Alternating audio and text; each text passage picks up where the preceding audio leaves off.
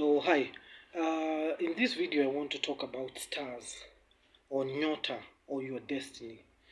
Now, you find that churches are talking so much about nyota, and you wonder where did this thing come from. Now, it was there from the beginning. It's just that now people are becoming more spiritual. They are going deeper into spiritual things, and that's how they are be able to find. They can be able to find stars. They know people have stars. Now, I'll start with a story of David, so that it can be easier for you to understand. Now, you see, David, when David slept with Bathsheba, that was Uttah's wife, something like that. After David slept with Bathsheba, Bathsheba became pregnant. When David learned that Bathsheba was pregnant, what David did is he called the husband to Bathsheba from war. So when the husband came, all David did was like ask him, how is the war, things like that. David knew exactly what he was doing. He wanted the husband of Bathsheba to go back to his home so that when the husband sleeps with Bathsheba, now they can say that that child was the husband's child. So David told him, okay, how is the war going? Things like that. They talked, and David told them, okay, now you can go home, sleep with your wife. Then tomorrow you will wake up and go back to war. But now Uta did not said he cannot go, and he said like I cannot go to and film the warmth of my wife while everyone else is in the battlefield, when my other people are in the battlefield. So what Uta did, he stayed and he slept outside the king's house, outside David's house, David's palace. When David woke up and they found Uta was there. Now David was like whatever was going in his mind, he wondered, now what will I do?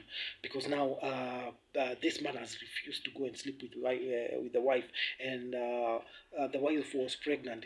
Uh, in those days, they said the wife was with child. Now, what David did, he tried the second time. Like he told Uta, now okay, you can stay in the palace. Then tomorrow you can go back to war. But instead of that man, so that man stayed there. He drank wine. He did whatever he did, but he did not go back to the wife. So David was kind of angry. He would thought, now I'm telling this. I've bought even beer for this guy, and he's not going to sleep with the wife. I thought beer would confuse him, and he go back to the wife, but he did not. So David got angry. So he decided, now because you have denied sleeping with your wife. So what I'll do, I'll make sure you're dead. So David, what did he wrote a death sentence for Uta and gave it to Uta to go to the leader of the fight and give it to him. So when Uta was going, he didn't know he was carrying his death sentence. But Uta gave the leader of the fight, the leader of the war, like his leader, and his leader put it on the front row, like David had said, and Uta was killed. So when the prophet came and asked David, what would you do? Like he asked David, it was just like a question. A man has one cow, and the other has like I can't remember the story quite well, but I'm just giving you in a broader details. One has one cow, and the other one has 10 cows. Then the one who has 10 cows, he takes one cow from the one who has only one. And David responded, now the man with 10 cows, by taking that one cow, he is supposed to die. And the prophet told David, that is you. And God has sent me because you have taken someone's wife who had only one wife, and you have all the concubines. Now, David was tried to sing to God when that child was born. David tried to sing to God, to dance, to tell God how sorry he was, but God was so angry. So God took away that child. So when David went back to when David learned that the child was dead, David now stopped fasting and doing all that, and he came back.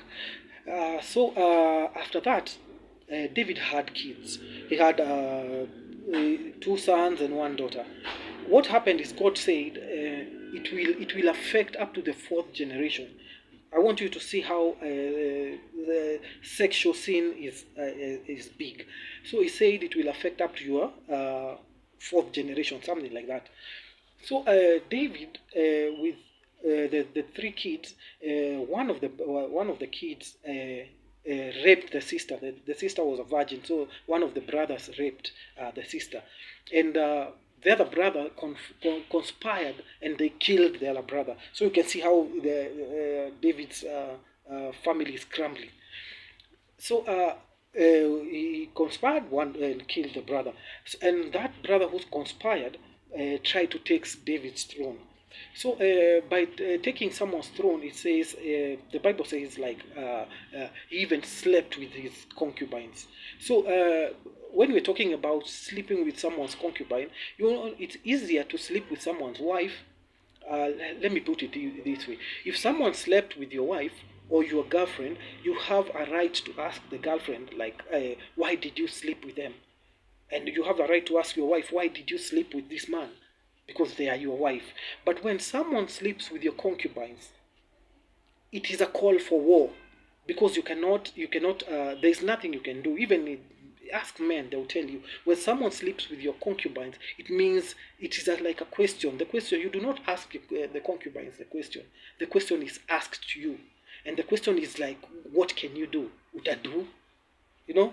So by the son sleeping with David's concubine, now that was a call for war. And now it's just like a pride of lion. For a lion to sleep with the concubines, it has to fight the king up to death. And once the king dies, now he takes over the pride. Now you have your own concubines. Now it is very serious, because it is fine. It's funny because the Bible says now his like he says his concubine was slept with. You see how serious that thing is. Okay, now after that, David and the son, they had to fight. And at that time, it is said more than 15,000 people were slain. Now you can imagine, just because of sleeping with one woman, you can see all those deaths that occurred in David's life, or in David's kingdom. Like it was a kingdom separated from each other. Now, it is the same thing when you come to Joseph. If Joseph would have slept with Potiphar's wife, then his destiny would have been stolen. So these things started way back, but for us, we know we are seeing these things as new things for us. So when we're talking about destiny, how do you steal someone's destiny? Nowadays, people are becoming digital. They know, why should I come to steal your bank account if I can be able to steal your destiny? Now, the question is, how can you steal your destiny? It's through sexual sin. Now, what happens is that if I want to steal maybe someone's destiny, what I'll do, I'll go to a witch doctor, consult with go to a shrine, consult with them. Then those people will give me, maybe they'll give me a soap, or if I want to steal a destiny of one person, then I'll go with maybe a picture. It's called a point of contact, your clothes, your picture, anything. Then the witch doctor will do those incantations, and a spirit will enter me. Once the spirit enters me, now I'll go to that woman and sleep with them. Once I sleep with them, now the spirit can be transferred from me to her. I can be able to catch her destiny. But if I want to steal destinies of so many people, I can, maybe the witch doctor will give me a soap, something like that. You will hear Nigerians saying, you just Google those stories. You will hear people saying Nigerians, they use a soap. The Nigerians that have come here in Kenya, I'll give you an example. They use soap, and when they sleep with you now, they are able to steal destinies from different people. Now, in that, for those people who have been